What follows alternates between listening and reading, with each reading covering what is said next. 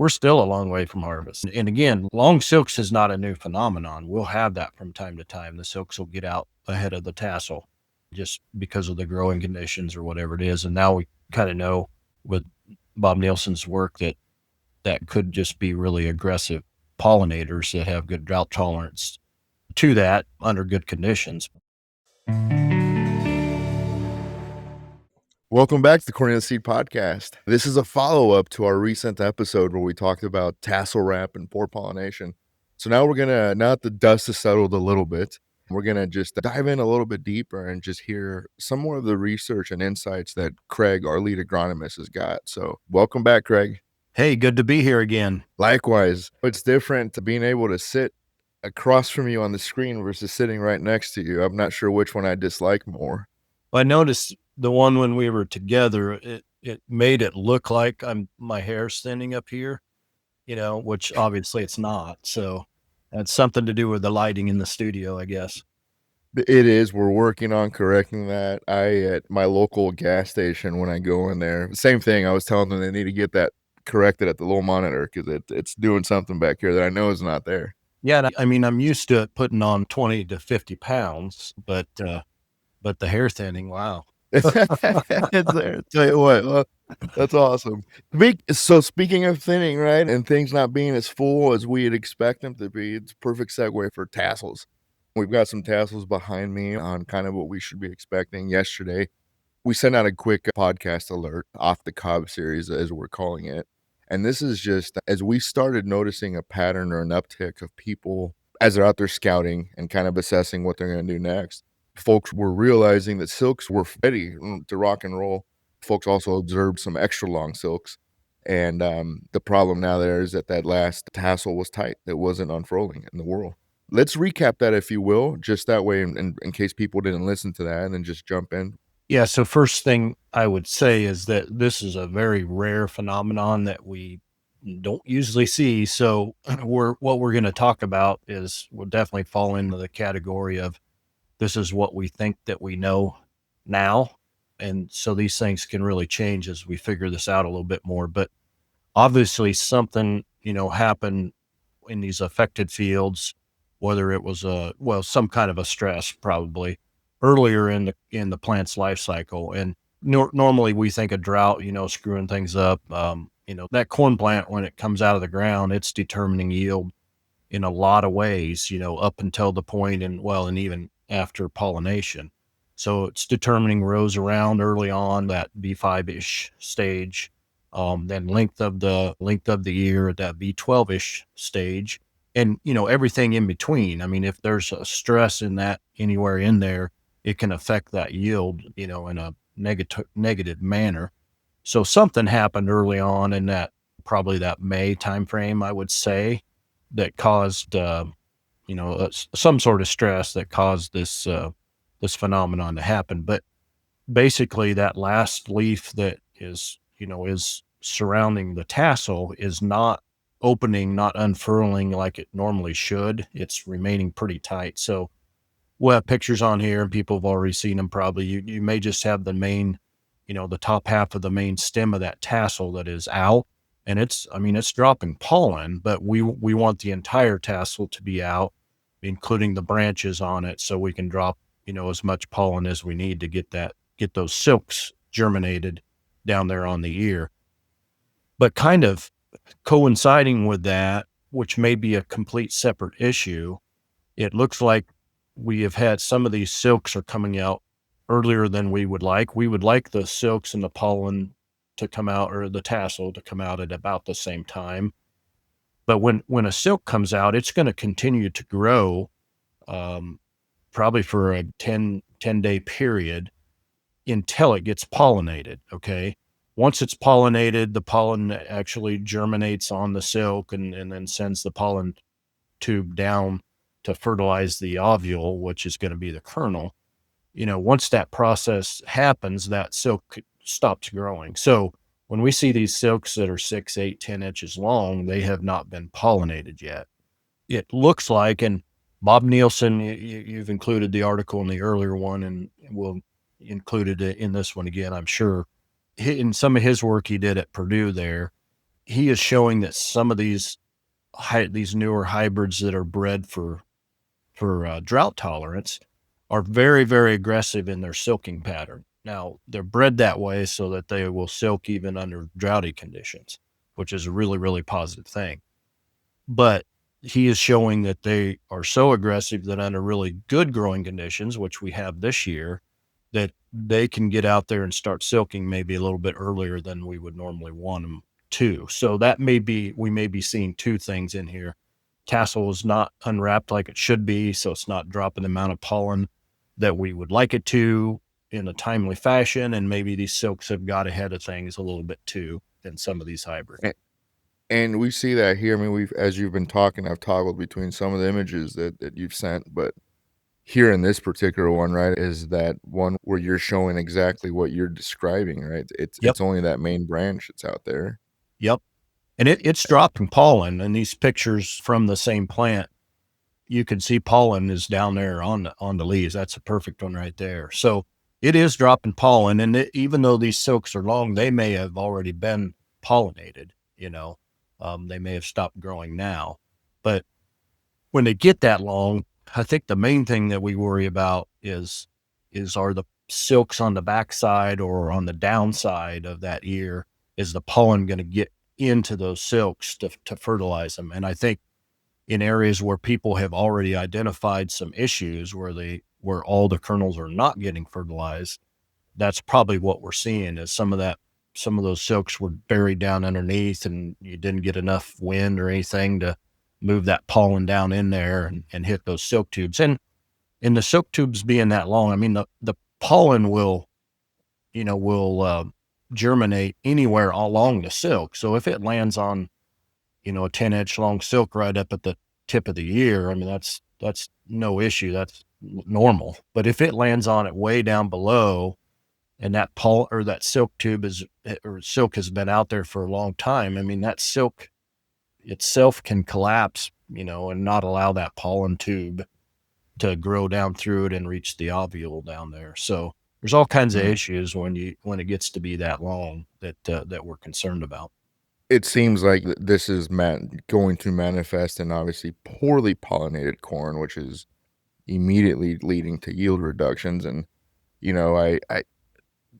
I can't, boy, the news has been on the edge quite a bit here in the last 2 days with corn syrup, whatever happens with that. Those companies pick up a lot of corn, right? So that affects the price. And then now the market might be reflecting crop that might look great from a satellite, but once you get out there and walk the field and you realize you might have some zippered ears, might not be the case. If you had the crystal ball, and at least in the pictures that you've seen and some of the fields that you've walked, you had to make a best guess on kind of an impact bushels wise. And I'd hate to start on a negative tone, but I'm just curious what that would look like. Well, I think it's yet to be determined how widespread this is, how many acres we're talking about, and then a percent of yield loss on those acres. But the indications that I've seen so far is there's a planting window where this occurred, and somewhere around that April 14th to the 17th, April 14th to the 19th, somewhere in there, from what I've seen early on, is the magic date that we've seen injury on. Now, it's always about timing when we see injury on corn, whether it's wind damage, root lodging, green snap. It's just if that corn plant is in that right stage when we get that stress. And as I think about it, we talked about it in our summer summit meeting.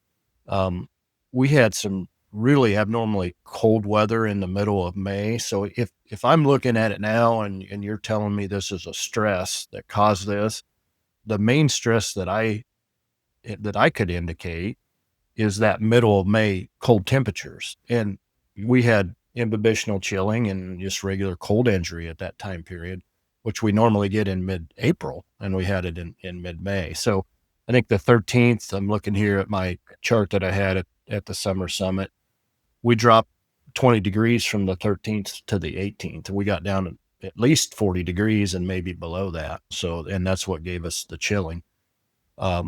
So that could have been when that happened. And again, that timing issue. So that planting window, there was a bunch of acres got put in central Illinois and also out in central Iowa. I know, like Tyler's area in particular.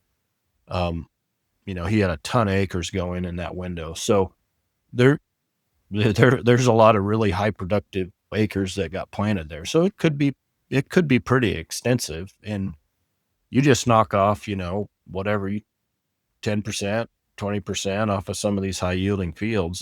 The market will see an effect of it. Well, and folks listening, Tyler's area for us would be that north central Iowa footprint. There are lots of highly productive soils, like you said. A lot of national corn grower winners coming out of those neck of the woods. So I'm hearing you say a couple things, which is, and you mentioned this yesterday, whether you're talking about Bob Nielsen study from Purdue on silking, right? We're seeing the aggressive silking element of it, but then separate from that is this tight tassel, this wrapped tassel.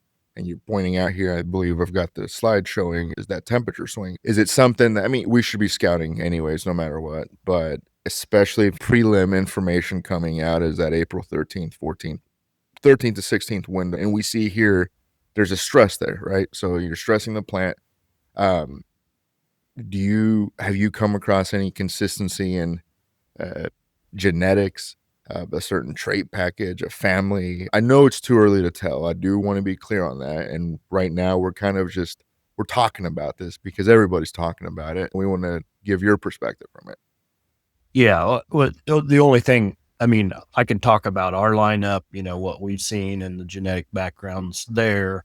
And then, of course, just like anybody else, I've read plenty of stuff online. So it does look like it's leaning towards one particular camp on the genetic side of things that have seen the brunt of this.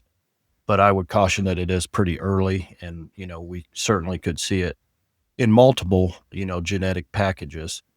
And we all live in glass houses, so we don't throw stones. Okay, I mean, if it's one genetic package this time, the next thing that happens is probably going to be the opposite genetic package.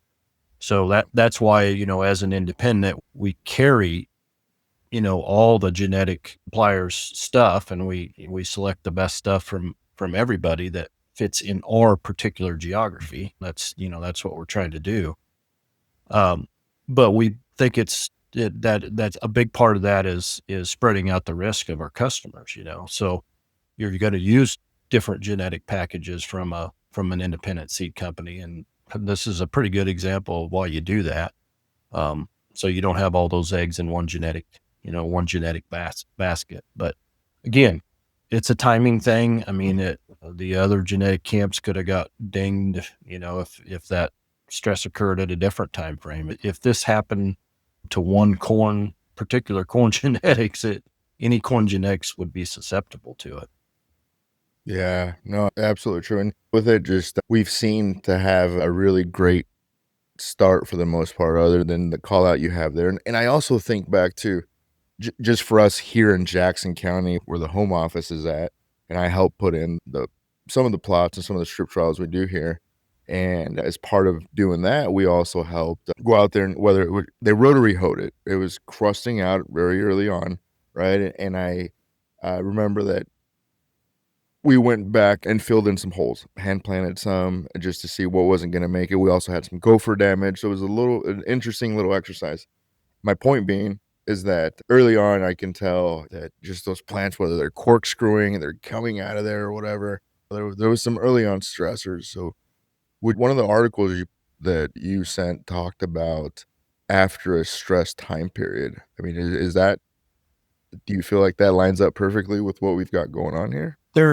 There has been, again, because this is a relative new phenomenon, we're trying to figure it out. Some of the, I think, theories, I guess I would say, is that fields that are showing this tassel wrap also showed the rapid growth syndrome that is not real uncommon. We see that pretty regularly. I guess I would caution those two are interlinked. I think more likely a stress on those hybrids that are susceptible to this at a particular time is because let's say that cool weather that we had in May.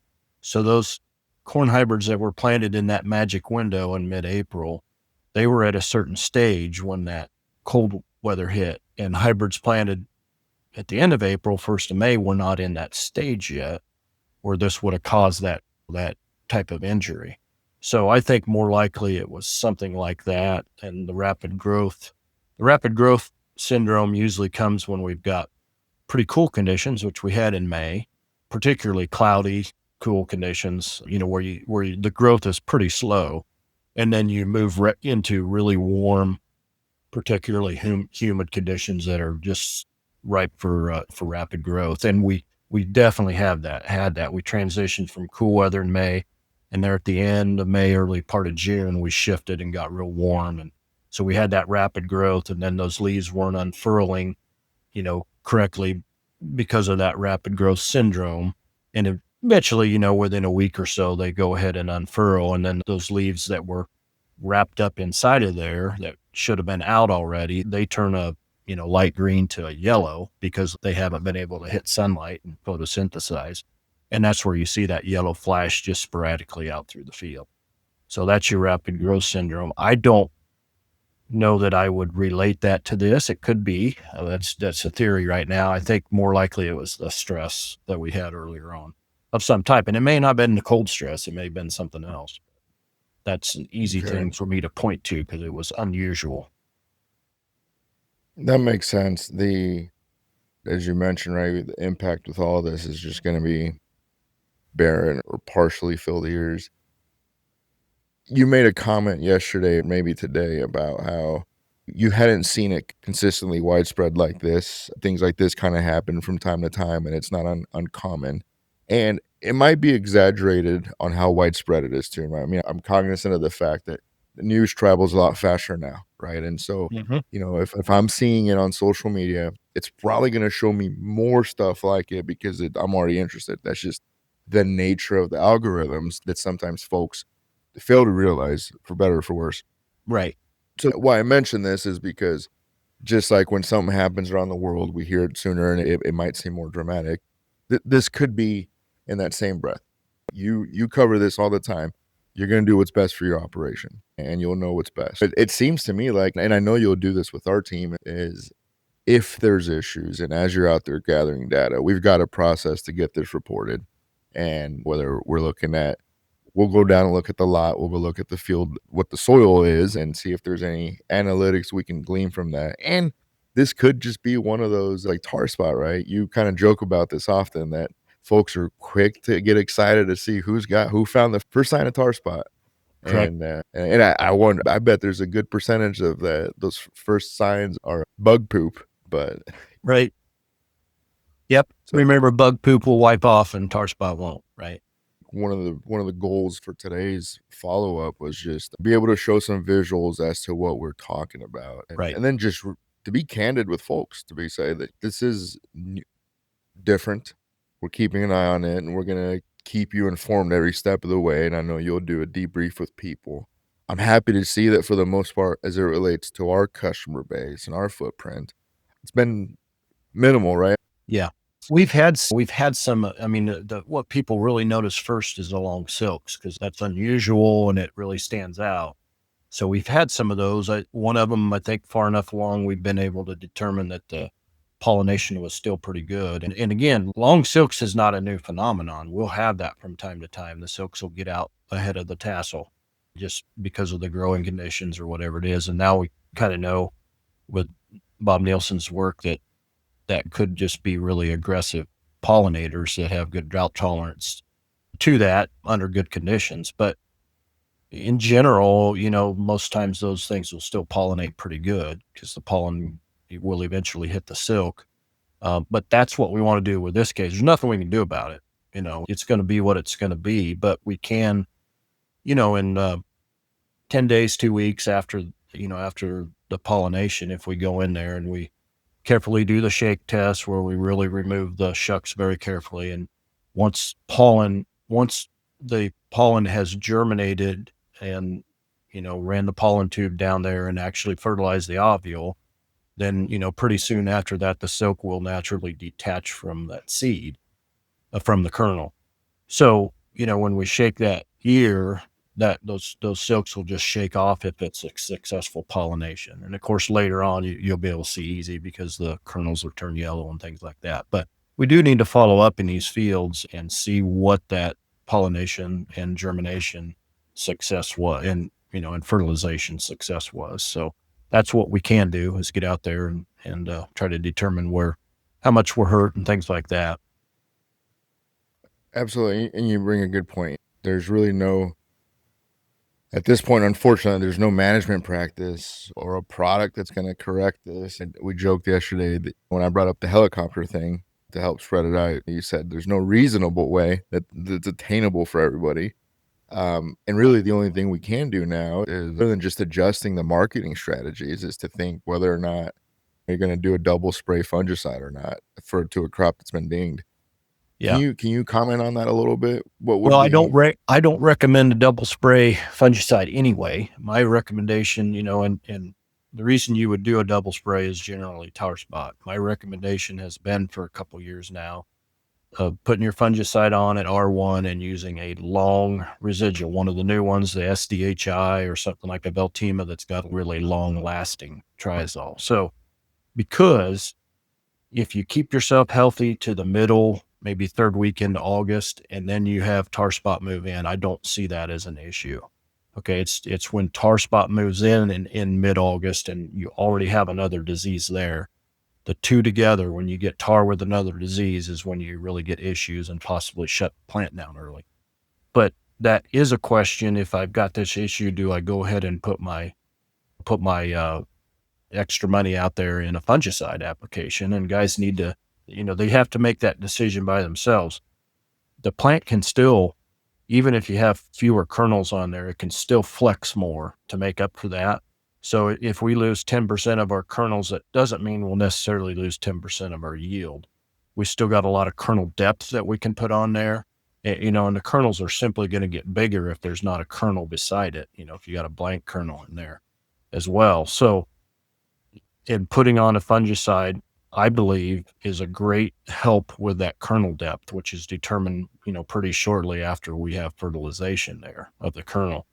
So I think it can still be something that would pay for itself. And again, if tar spot is your number one issue, being able to take care of that situation where you don't have the plant shutting down early because you've got multiple diseases in there with your tar, that's going to help your standability and give you more time to get in that field and get it harvested before it falls over.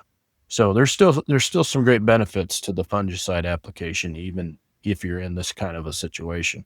Well, no, thank you. Good to know. As you were talking about it, I had scrolled on the internet there, and we had when you talk about the kernels will get bigger, just perfectly evident here in this picture as we've got displayed. You've got those big old round kernels there, and in those areas that were not competing with another kernel. Yeah, and I would say, looking at those pictures, if we have a whole field that's like that, that may be when it's time to just give it up and not put any more expense into it.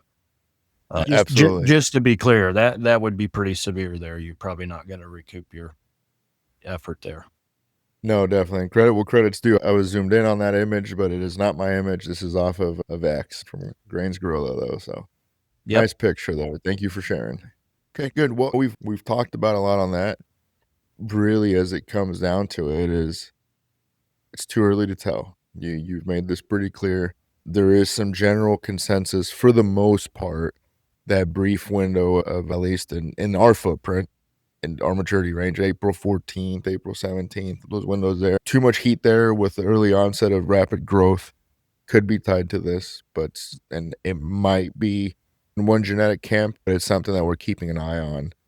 And anything else that we may have missed there, Craig, or that you want to make sure, because I know since we spoke last, you've probably had other conversations, and I guess my goal is to make sure there isn't anything new that we need to cover or interesting that you discuss with some of the other people that you talk to that have been looking at this. No, nothing new from our earlier talk, but like we started out the podcast, is we don't know everything about this now. There's a lot to be learned yet, and we may never know exactly what the cause was. So I don't think anybody needs to claim that they're an expert on it. We'll all learn about this together and if there's anything we can do to prevent it, we certainly will, do that in the future years. But it could be a one-off, and just it's farming for you. Every year is so different weather-wise, and it takes a whole bunch of highs and lows and everything in between to make an average. And this is another example of that.